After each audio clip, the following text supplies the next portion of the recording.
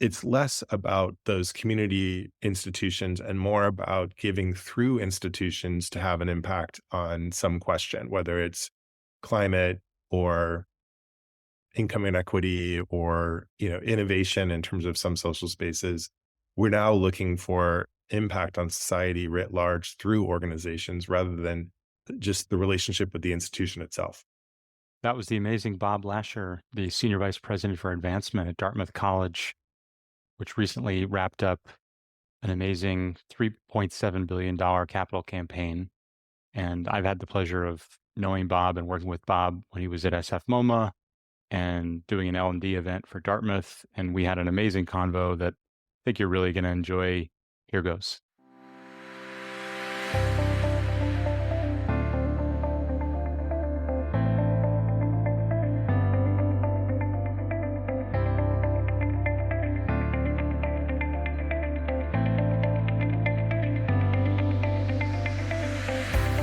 Welcome to the Connected College podcast. I'm your host, Elliot Felix. I've helped more than 100 colleges and universities change what they offer, how they operate, and how they're organized to enable student success. And if you're a leader in higher ed and you think that the silos and separations get in the way of student success, then this podcast and my upcoming book, The Connected College, are for you. We're here to learn and work together to bust silos, question tradition, and forge partnerships so that students feel connected to their college, their community, their coursework, and their careers. Advancement plays such a huge role in student success, providing the support, financial and otherwise, sharing the stories, spotlighting the issues. I'm so glad to be talking with Bob Lasher today. Welcome, Bob. Hi, Elliot. It's great to be here. Thanks for having me. Tell us a little bit about how you got into higher ed and advancement. One of the things I always wonder about is there any 8-year-old in America right now that wants to be an advancement professional? I doubt it. Most of us find our way into it through a variety of different paths, which is one of the things that makes it an exciting profession because your colleagues tend to have a diverse array of skills and backgrounds. I grew up on college campuses. My dad was a dean of admissions at various institutions around the country. Oh, wow, And that's cool. I always knew that it was a place for me that was comfortable and inspiring. After college, I went on Wall Street, worked in finance, and then did a stint in graduate school and was a speechwriter for a while. So it was with that combination of skills that I then found myself working with the president on a billion-dollar campaign and trying to articulate the case for support. And then I thought it sounded pretty good, and I found my way over onto the fundraising side. And since then, I would just say that the joy of working in mission-based organizations is the power that inspires me every day. I know there are many people in the nonprofit world that share that enthusiasm and spark. And what I've tried to do is look at putting together a career around best in category institutions that had a real ambition to take a step up. And it's always been this combination of great organization, but under optimized, that I've found that advancement can play a real effective role in helping to take the mission of the institution to a new level of impact. That's great. How do you describe the function of advancement? If you think about the org chart, sometimes it's set up around the types of gifts, major gifts and planned gifts and alumni and so forth, corporate foundation. How do you describe the advancement function? I really think about it as the role of mobilizing the greatest number of members in a community around a common purpose or framed around the mission. And if you do it right, you're actually galvanizing them. But I think incumbent and baked into all of that are assumptions about who is your audience, where do they stand in their relationship to the mission, and how can you, at scale, win hearts and minds to actually act on behalf of the institution. That's the key part, is the act. Like, we take good intention and we actually ask people to act on it. That can take many forms in terms of volunteer service, philanthropy, of course, advice and wisdom. So it takes lots of different forms, but I think the whole idea is, how do we bring as many people around our purpose as possible? That's a great way of thinking about it. Mobilizing and galvanizing people to act on intention and with intention and contribute in different ways, financial, time, ideas, advice. How do you apply that to student success more specifically? as part of the mission? I mean, I think it's at the core, right? We are in many ways the representatives of the student experience and the champions of it at the same time. While we're not actually, as advancement officers, we're not involved in the day to day on a college campus of how a student pursues their education or even in the day to day interactions and decisions that they will make that will determine whether they are successful or not. But I do think that we're very much mindful of what are the factors that contribute to student success at my institution or any other one. And how can we, as I said, sort of bring people around that purpose? It's interesting when you have a global constituency who, in many ways, in the case of a college, have a nostalgic mindset about their own experience. The real key for us is how to translate that sense of emotion and gratitude in some cases now, I think we encounter indifference too. And in each of those cases, we really try to connect them to the contemporary institution and the contemporary student. And that's a really fascinating proposition. Could be really wildly similar to them.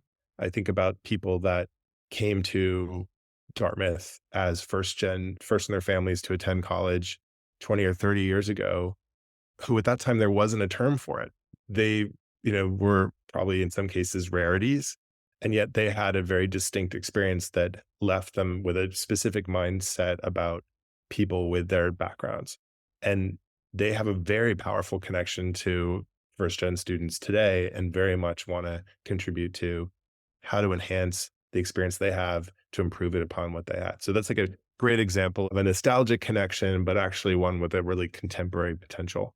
You're trying to benefit from that sense of connection, that gratitude, that memory of what they went through, but at the same time, help people understand that, the student experience today might be very different, or the needs of students today might be very different. Your example was one of continuity, but how do you maintain that connection, but also like educate people about how things are different or how the needs might have changed?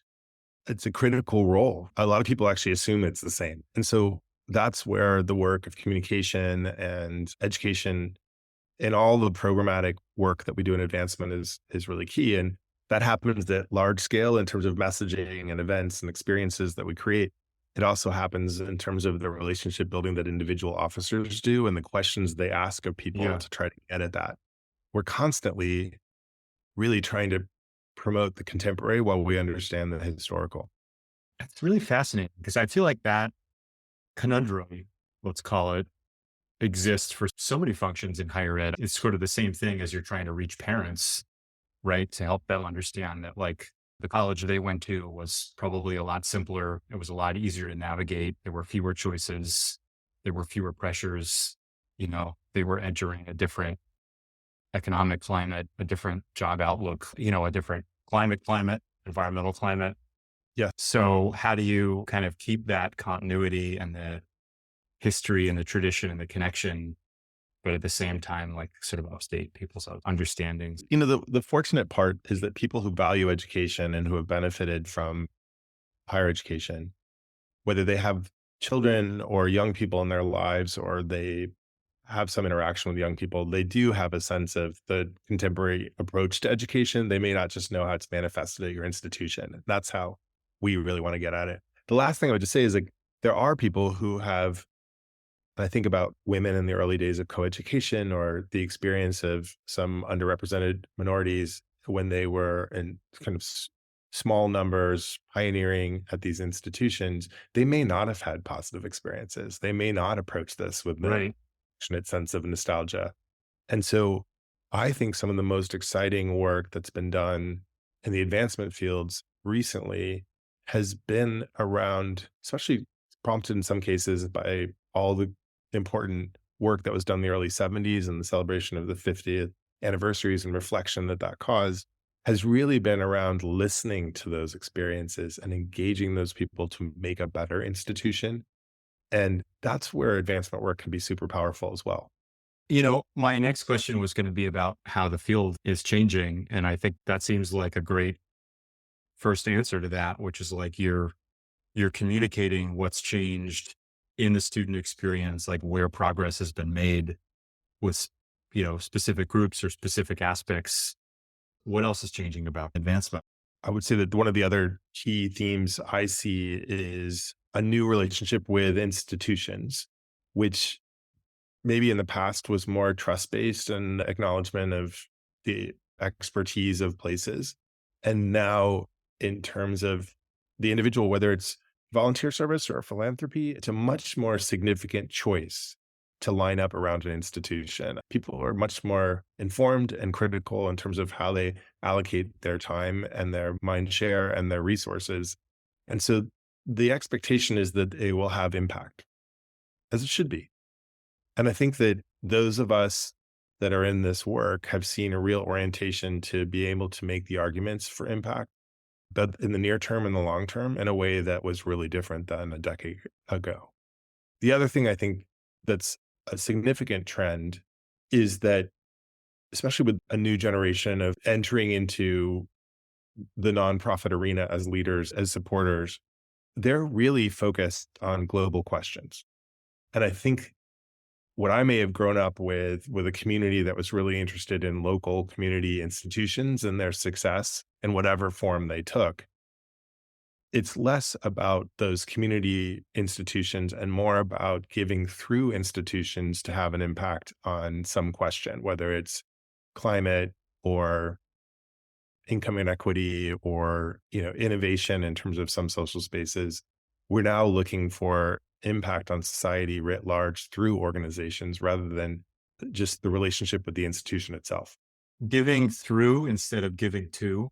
That's awesome. And I would even take that one step further, Elliot, and I would just say that what I think we will see in the next decade is an expectation by informed individuals to see our institutions line up together for collective impact, to see what were singular entities doing good work on behalf of their institutions, working with either community-based groups that have a different complementary set of expertise in the area of desired impact, or with other institutions, in our case, research universities, that may have complementary or amplified ability to impact.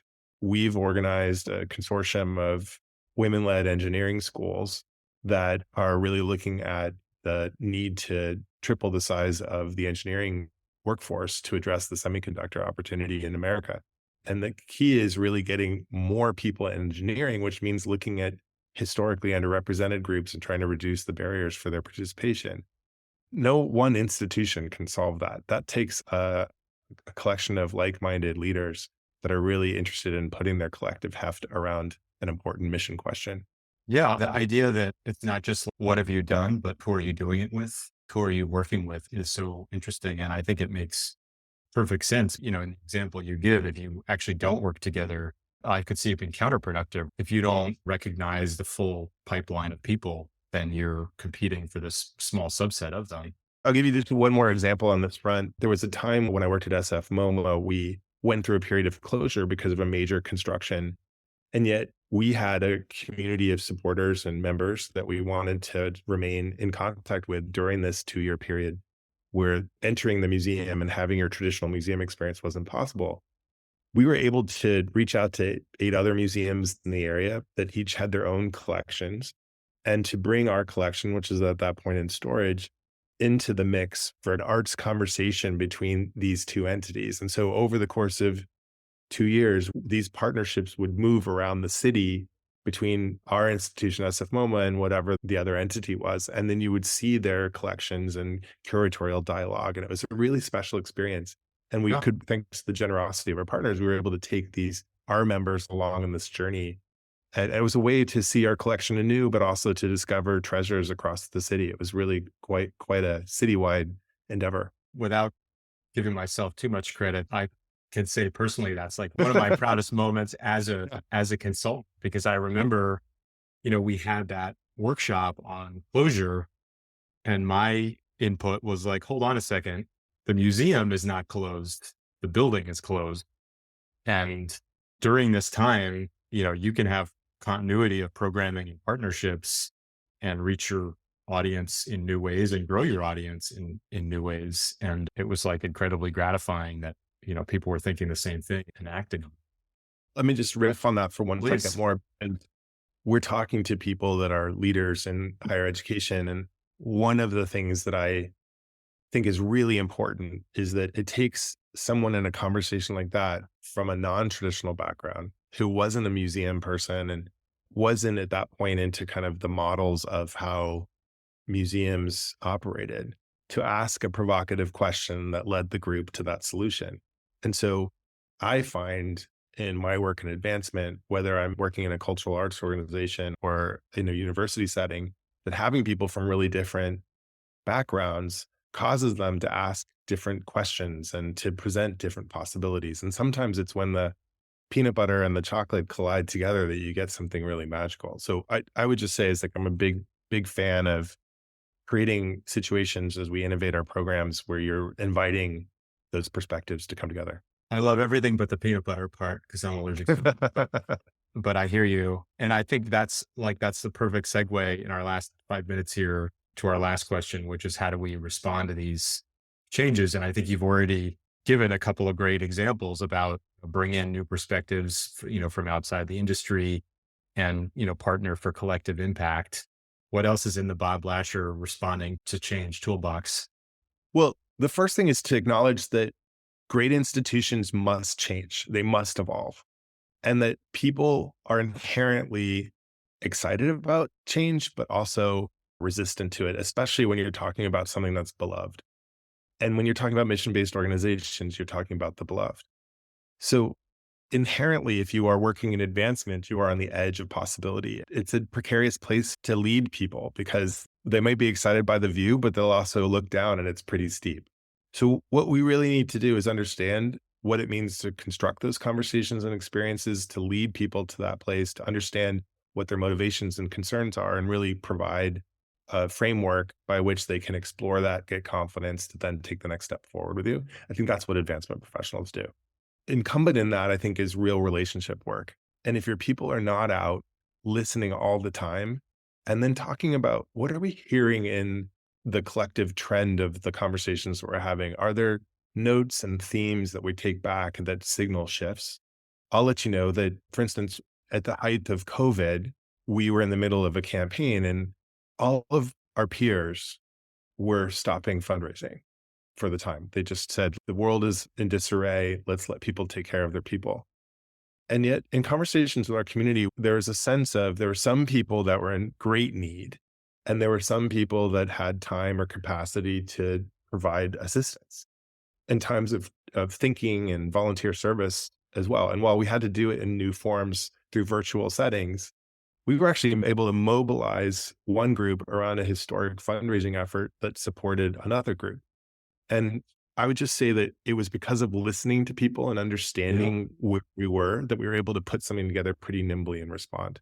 So I'm a little concerned our institutions tend to be, we apply the same formula year after year. And it's that real close listening that we can do as advancement professionals through our relationship work, and then talking about it internally about themes where we really get insights. And so somehow using data, but also the Yeah. human interaction to do that, I think is pretty critical.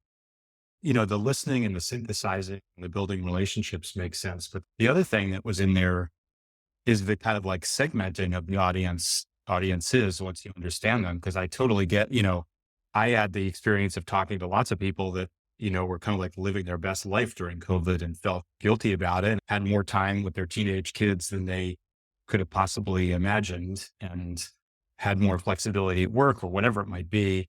And understanding that, there are people with capacity, time, money, ideas, and how do we not think about everybody monolithic, segment our audience and reach different communities in different ways. You're leading me to one final conclusion, which is one of the things I admire so much about your work is how you center the student in it.